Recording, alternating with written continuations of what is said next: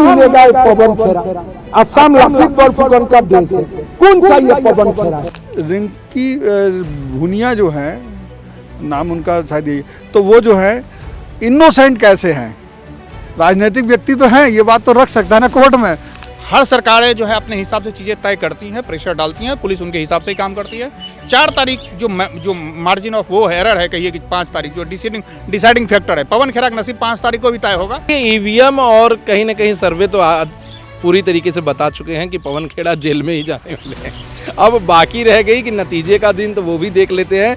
पवन खेड़ा, इस केस की चर्चा पूरे देश में है और इस वजह से है कि आसाम के मुख्यमंत्री की पत्नी को इन्होंने कंट्रोवर्सी में खींच लिया। ये मैं नहीं कह रहा हूँ, ये गुवाहाटी की अदालत में कहा गया है और अब ये आ गए हैं सुप्रीम कोर्ट। वजह, गुवाहाटी हाई कोर्ट ने इनको एंटीसिपेटरी बेल देने से मना कर दिया।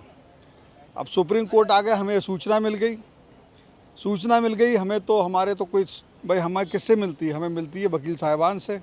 हमारा पैनल, हमारा चर्चित पैनल, विशाल सिंह चंदेल जी और सूरज कुमार झा जी, जिन्हें आप देखते रहते हैं, आपके लिए बहुत बहुत ज़बरदस्त इंसाइट लाते रहते हैं। आप ही ने हमें बताया जी, आपने सूचना दी, आ गए सुप्रीम कोर्ट। जी 26 तारीख को शाम में ये सुप्रीम कोर्ट में इन्होंने फाइल कर दी एसएलपी, और एसएलपी जो है डायरी नंबर है 25/523/2026।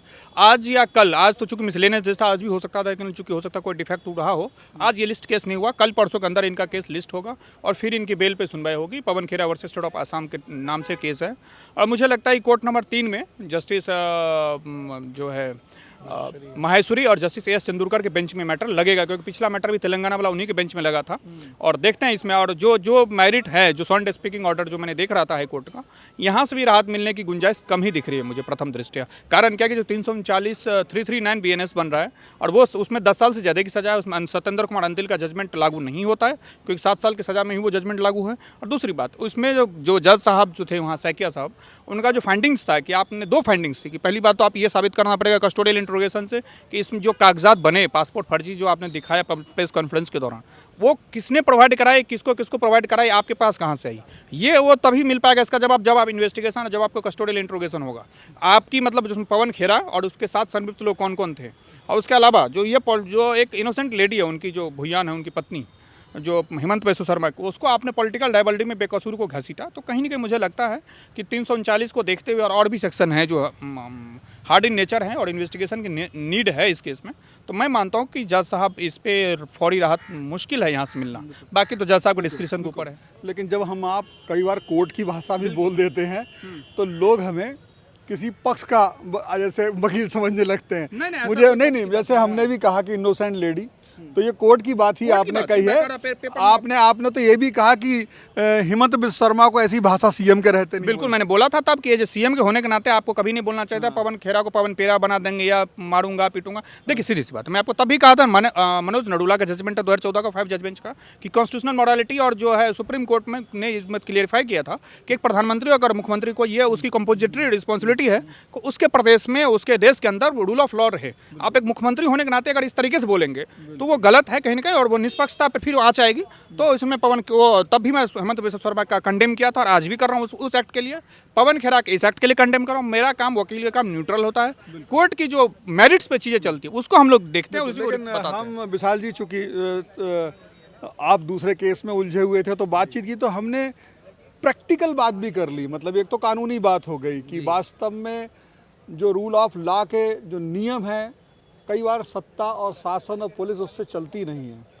ऐसा ही है ना कि ECI के हाथ में पूरा कंट्रोल है, लेकिन पुलिस ऐसा लग रहा है कि हेमंत बिस्वा शर्मा के हिसाब से छापे मार रही है, बहुत तेज़ी से काम है। लेकिन एक चीज़ मैं यहाँ पे कहूँगा, वो तो खैर डिस्कशन हो चुका है, कि ये जो तकनीक है, ऐसे जाना, तारीख जाना, ये कहीं कांग्रेस का पास एक रास्ता है। और मैं इस रास्ता इसलिए पूछ रहा हूँ कि अगर 4 तारीख को रिजल्ट कांग्रेस के पक्ष में आता है और ये इतना समय, अगर ये पहले हत्ते चढ़ गए 4 तारीख से पहले, तब तो मुझे लगता है पूरा हेमंत बिस्वा शर्मा के हिसाब से ही पुलिस सब ट्रीटमेंट देगी इन्हें।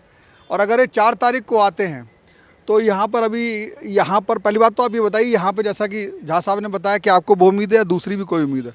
नहीं देखिए, सबसे पहले मैं बता दूं इस केस से रिलेटेड कि ऑनरेबल हाई कोर्ट ने 9 जजों की 9 पन्ने की एक जो अपने जजमेंट दी है उसमें एंटीसिपेटरी बेल को डिनाई किया है।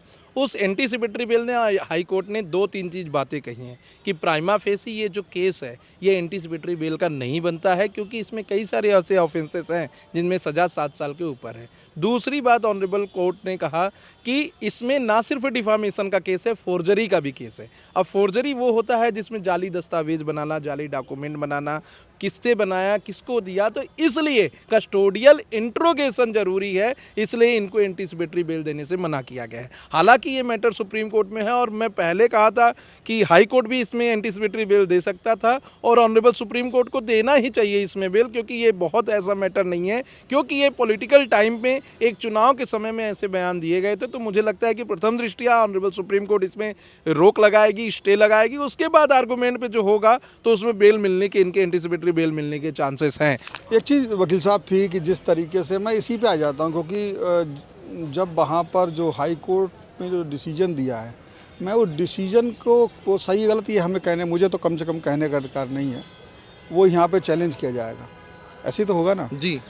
उसमें ये कहा गया है कि जिस बिना पे बात कही गई है बिना ये है कि आपने एक इनोसेंट लेडी को ड्रैग कर लिया जी। और वो पॉलिटिक्स में नहीं है, वो उनके पति पॉलिटिक्स में, और चूँकि विपक्ष है, बड़े बड़े वकील हैं, वो ये भी तो रखेंगे कि वही जो उनका नाम क्या, रिंकी भुयान जो है वो लगातार उसी गाड़ी पे सभाओं में लोगों के साथ, लोग वोट मांगते, सेम चीफ मिनिस्टर के साथ दिखती हैं, लोग तमाम वीडियो वायरल होते हैं, और एक वो चेहरा बनती हैं महिला, ख़ास तौर से ये बहुत होता है, जैसे कि कई बार आपके यहाँ भी हो सकता है, आपके यहाँ सब तरह के एडवोकेट आके, लेकिन आपके साथ में अगर महिला वकील है तो कई क्लाइंट ऐसी होंगी जो उसके साथ इजी फील करेंगी, तो आप कहोगे इनसे बात कर लो, ऐसा होता है ना मर्द पुरुष होने, तो वही चुनाव में भी होता है।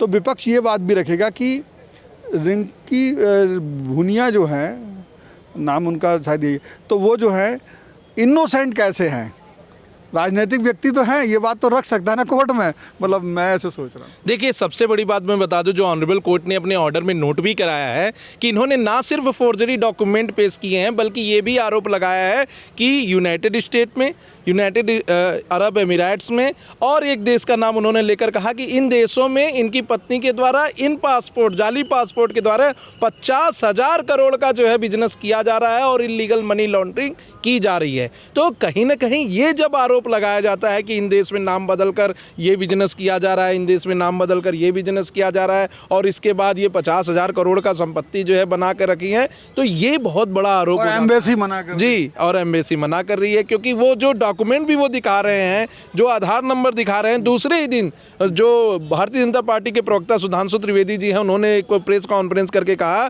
कि इन आधार का जो पासपोर्ट है वो मिसिंग के लिए रिपोर्ट की गई है, और मिसिंग रिपोर्ट वाले नंबर को निकालकर इनका फोटो टाइप करके इनको डॉक्यूमेंट को दिखा दिया गया कि ये असम के मुख्यमंत्री की पत्नी है। इसका मतलब इन्होंने जो दिखाया और जो एम्बेसी ने उसे मना किया, वो एक बहुत बड़ा सबूत बन गया। क्योंकि मैंने जहाँ तक देखा है, आप दोनों वकील साहब बताइएगा, कि मैंने देखा कई बार मर्डर के केस में, और कई बार 376 जब उस समय धारा थी, जिसका मैं शब्द का इस्तेमाल नहीं करना चाह रहा हूँ कैमरे पे, धारा से समझ सकते हैं, मतलब महिला के साथ दुर्व्यवहार, तो उसमें भी कई बार एंटीसिपेटरी बेल मिली है कुछ लोगों को।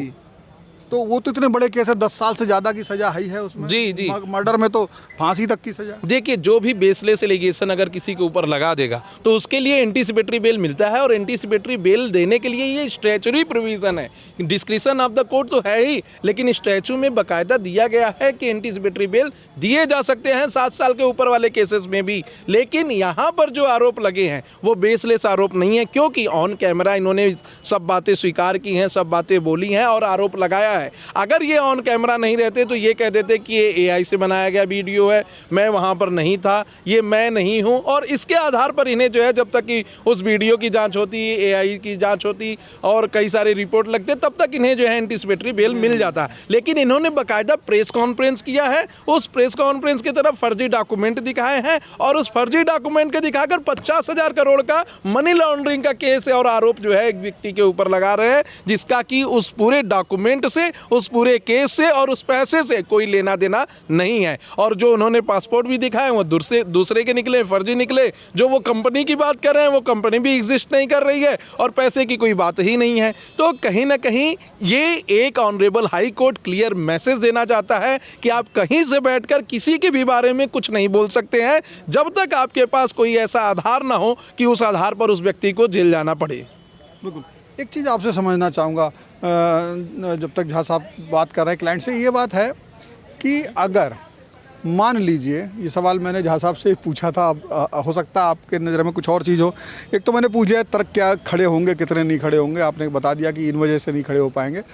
अगर यहाँ से एंटीसिपेटरी बेल नहीं मिलती है जी, तो जो मुझे अभी तक जानकारी मिली उसके बाद इन्हें सीजीएम के यहाँ पेश होना होगा, फिर वो डिसीजन लेंगे। और अगर हाई कोर्ट और सुप्रीम कोर्ट दोनों जगह से एंटीसिपेटरी बेल नहीं मिलती है तो क्या स्थानीय कोर्ट, सीजीएम खास तौर से, या सेशन कोर्ट, मुझे लगता है इन चीज़ों को भी नज़र में रखता होगा बेल देने से पहले। जी देखिए, सबसे बड़ी बात, अगर यहाँ से ऑनरेबल सुप्रीम कोर्ट से इनकी एंटीसिपेटरी बेल खारिज होती है तो साफ साफ ऑनरेबल सुप्रीम कोर्ट ने और हाई कोर्ट ने कह दिया कि कस्टोडियल इंट्रोगेशन जरूरी है इस केस में। अगर कस्टोडियल इंट्रोगेशन जरूरी है तो जब सीजीएम के पास रेगुलर बेल लगाएंगे तो 7 दिन की या 14 दिन की judicial custody honourable CJM court और सेशन कोर्ट दे सकता है और उस 7 दिन और 14 दिन में उनको जेल में रहना पड़ेगा। एक चीज़ सर, मैंने अभी झा साहब से पिछले वीडियो में पूछा था, वो बताया कि 2 तरह की कस्टडी मांगी जा सकती है, एक जुडिशियल कस्टडी और एक पुलिस कस्टडी। जी, तो पुलिस कस्टडी काफ़ी खतरनाक चीज़ होती है उसके लिए, तो क्या पुलिस कस्टडी भी दे सकता है? नहीं, इस केस में तो पुलिस कस्टडी की आवश्यकता नहीं है, इसमें जुडिशियल कस्टडी ही मिलेगा और जुडिशियल कस्टडी